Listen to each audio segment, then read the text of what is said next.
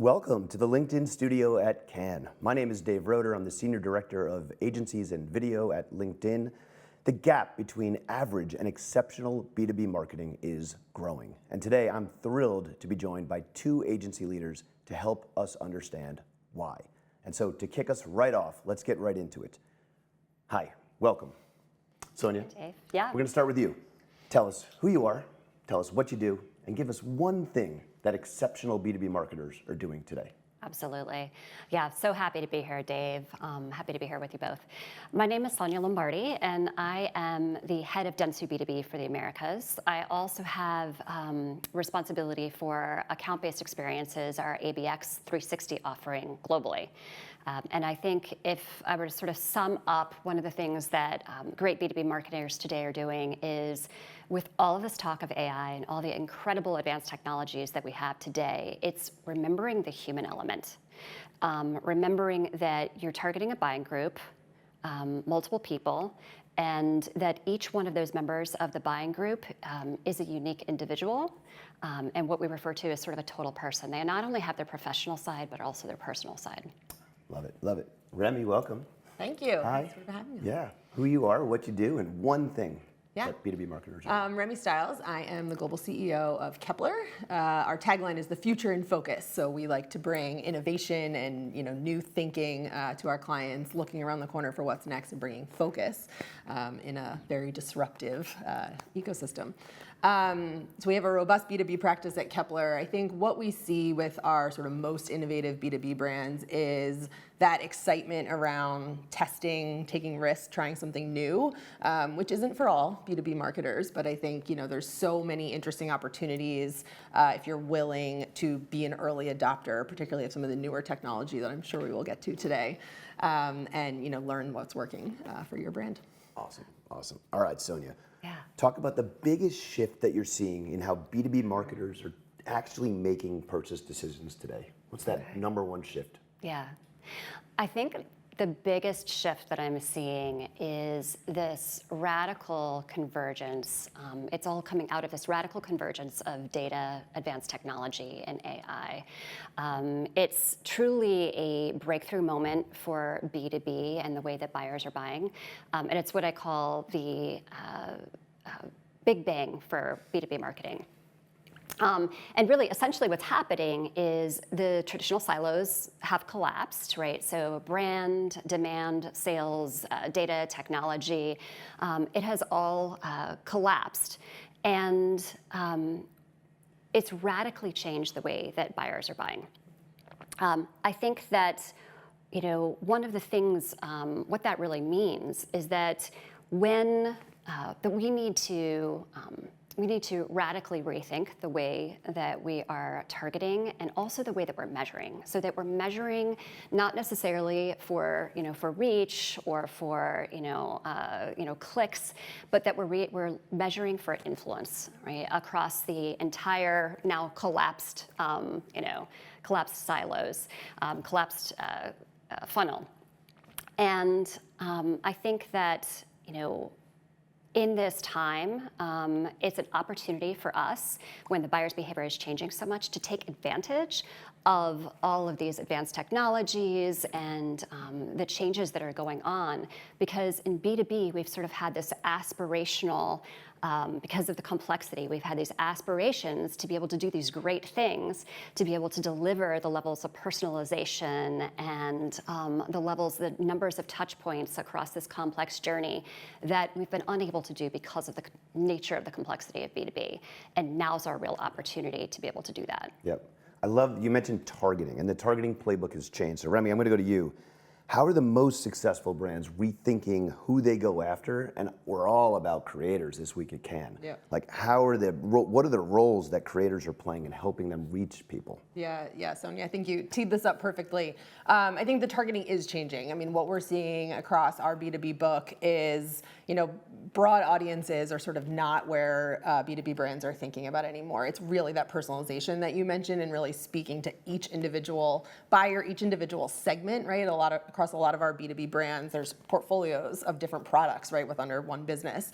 And those buyers have really different mindsets, different need states. If it's a payment company, for example, like whether you're in construction or, a manufacturing business, it's going to be really different sort of need states for what those products deliver. And so from a targeting perspective, we're thinking about how we get really precise with the audiences that we want to go after, using tools like LinkedIn or, a broader ABM strategy, matching the creative to that. So I think that's where it bleeds into the creator world, is really using it from a personalization perspective, because we have the data now to be that precise and to be really specific with who and how we're speaking to those individual buyers, which builds greater connections, brings in the humanity, like sort of all these themes that we're talking about. So we're seeing that's what most of our B2B brands are doing now, like a much, much more targeted approach than we would have seen a couple of years ago. Makes sense. Go ahead. Yeah, I would add on to that. I absolutely agree. I think that the future of targeting is no longer lead generation, it's more consensus generation, right? So if I think about consensus, I'm thinking about that buying group. I'm thinking about, as you mentioned, the different members of the buying group, everything from the champion to the economic buyer to the, the tester and the end user. And I think you said it so beautifully, right? Every single one of them has a different set of motivations, of aspirations, and that's one of the things. It's one of the things that gets really interesting about creators, is their ability. A really good creator is able to address all of those different questions in a way that feels particularly relevant. And resonates, with the buyers. So, I think that's sort of a key point there that they can play in that targeting. All right, let's switch gears. We have to talk about the pressure to drive ROI. And Remy, I'm really curious for your perspective as leading an agency. Like, how has the immense pressure to prove ROI just changed the way your teams manage and operate? I don't think the pressure is new. So, there's, in every vertical, the pressure to drive ROI is there. I think specific in B2B, it's always this conversation between marketing and sales and where the ROI is coming from and how we can, all work and collaborate together. From an ROI perspective, almost all of our B2B brands now, and frankly, most of the brands that we work with across all verticals, are using media mix models, which isn't new, but it is, we're moving away from clicks and some of the legacy metrics and really thinking about holistic business impact. So the way that we think about it is sort of the MMM sits on top of everything. We're understanding what the impact of our channels are from a mix perspective, where we should be allocating dollars.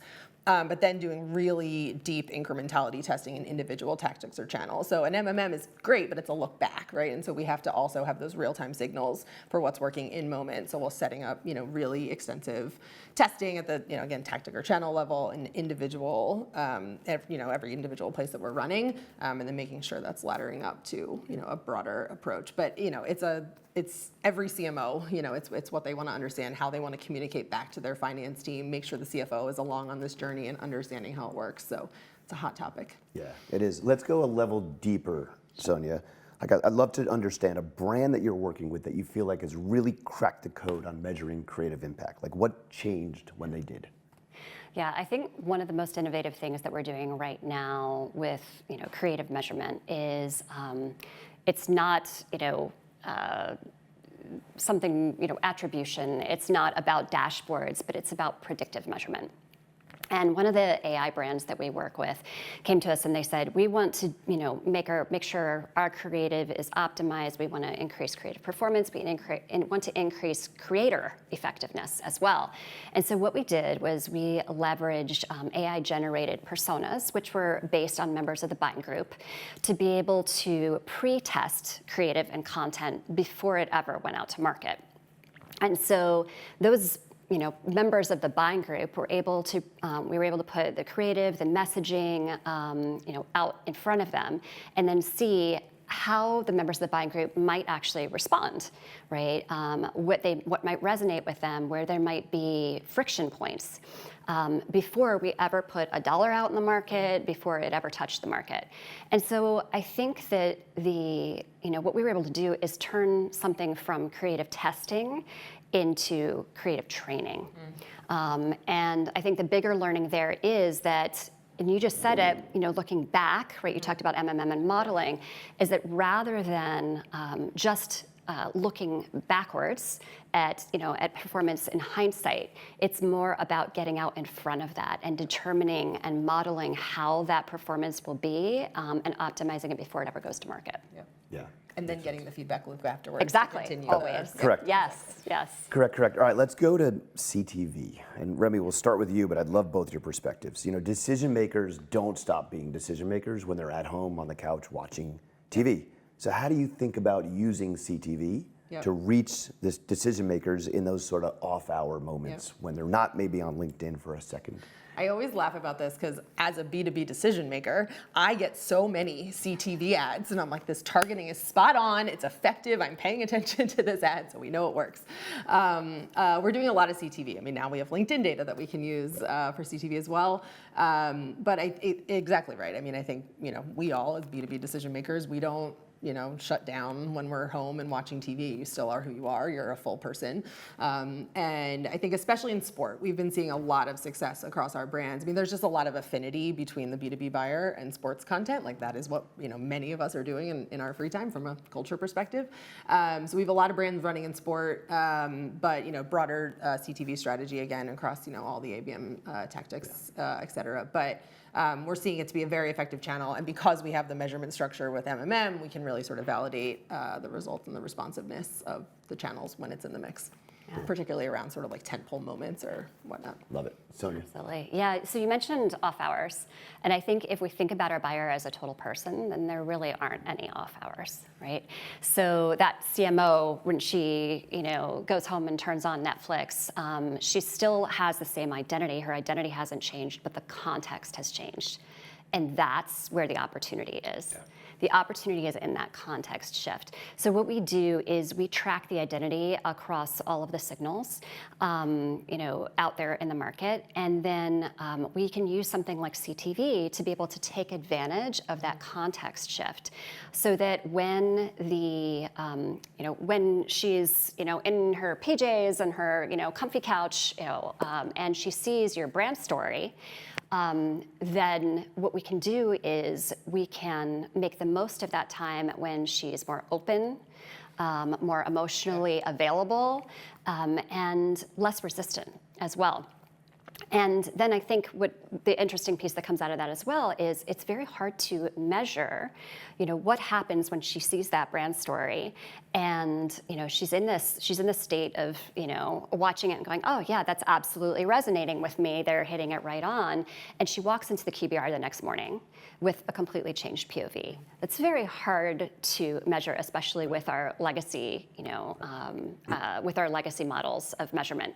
So what we're doing is we're working on, we're building to total outcomes, which is measuring influence from something like the impressions on CTV back to, the effectiveness in reaching the members of the buying group, back to acceleration of the deal, back to pipeline, and ultimately down to revenue influence. Right. Yeah. Right. On the context point, I think a lot of our B2B brands, I mean, a lot of their creative or go-to-market almost looks more like a B2C, yes. Right? Like they are speaking to the whole consumer, particularly from a creator perspective, but certainly in a lot of TV ads, right? It's not sort of the legacy B2B model. It really looks more like a, branded B2C ad. Yeah.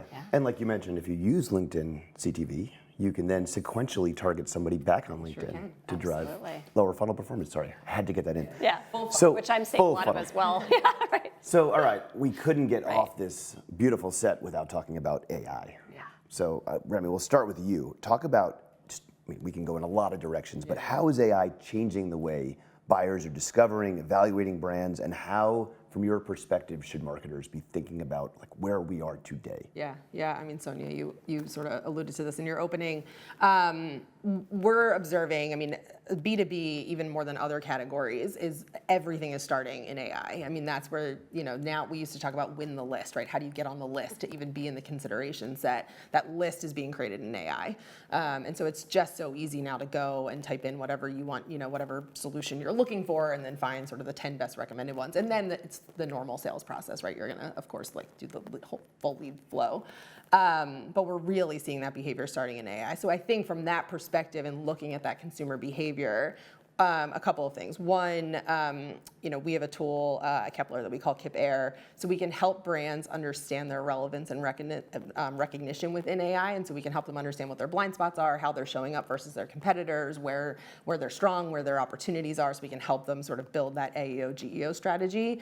And then, really just thinking about, what comes next. So one of the things we've just started testing, and it's very early. Of course, there's ChatGPT ads and all these things, but we're seeing the power of that. Like we did a really early test, but we actually saw it was all qualified leads that came through for some of our B2B brands, which isn't always the case, right? In every channel, like that was actually a pretty significant finding. And so I think we know that it's a place that B2B buyers are spending their time doing their research, understanding their competitive set and who they should be evaluating, but then also being able to see that qualified lead pull through is pretty huge. Yeah, absolutely. And Remy, you touched on how important it is for B2B. B2B buyers have actually been adopting AI for purchase decisions at 5 times the rate of B2C consumers. So it is critically important. And to your point too, right? They're going on, they're asking these questions, and AI is providing the shortlist. It's providing the product comparison or service comparison, and it's providing the recommendation. So that is where we see this massive collapse of the funnel that we have been optimizing to for decades. I think there are 2 things that marketers need to think about when it comes to this. So one is that your content has become, it is training the AI. Right? So your content has become training materials, and every post, everything that your creators put out there, everything that every piece of content that you put out there, especially if it's on LinkedIn, by the way, because LinkedIn is the #1 most cited source for professional asks on AI. But it is all being picked up by AI, and it's being surfaced to those buyers. I think the second takeaway is that, again, legacy metrics, are out the window. Clicks, website visits, search traffic, none of that, all of that's being done in a black box, at least for now, it's being done in a black box. And so again, I think it gets back to the importance of looking at influence across the buying group. So, are we reaching the members of the buying group? Are we accelerating decisions? And ultimately, how are we affecting revenue? And I think in this era in particular, either an impression either fuels the revenue engine or it doesn't. And we ultimately need to be measuring to that. Yeah. Speaking of personas, one of the things similar to what you said about creative, so we're doing the same thing from an AI recognition perspective, is actually looking at the individual, because your LLM is different than mine, is different than Sonia's. So, understanding for each individual buyer persona, what the AI LLMs are recommending for the brands, and specifically, what the product comparisons are for their individual, it's back to the personalization thing, right? But back to their individual need state is also the other critical piece of that. And that actually gets me to one more thing about AI. So we could talk about AI forever, right? Is that I think that marketers today are actually focused on the wrong thing. They're focused on AI. Who wouldn't be, right?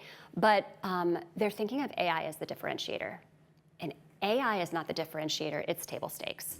The differentiator is the proprietary data that you're training your AI on. So in developing those personas, right, the better the understanding, the marketers who deeply understand their buyers, their motivations, their fears, their role in the buying group, their media consumption, and particularly the real-time intent signals, they're gonna be ahead of the game, because that's gonna be the real differentiator. Yep. I love that. So we started off talking about humans, we talked about AI, we talked about ROI, Is this the most exciting time in B2B marketing? Oh. Has it ever been this exciting? It's never been this exciting. That's exactly why I call it a breakthrough moment. Yeah. It has never been this exciting, and for buyers too. Yeah. We're able to meet their needs at a way that we've never been able to before. I love it. Way more access to data, and I think the change in disruption, from my perspective, is exciting. And there's just so much more opportunity. Thank you both so much. This was awesome. I appreciate it. We appreciate it. And that's a wrap. Awesome. Thank you. Thank you so much.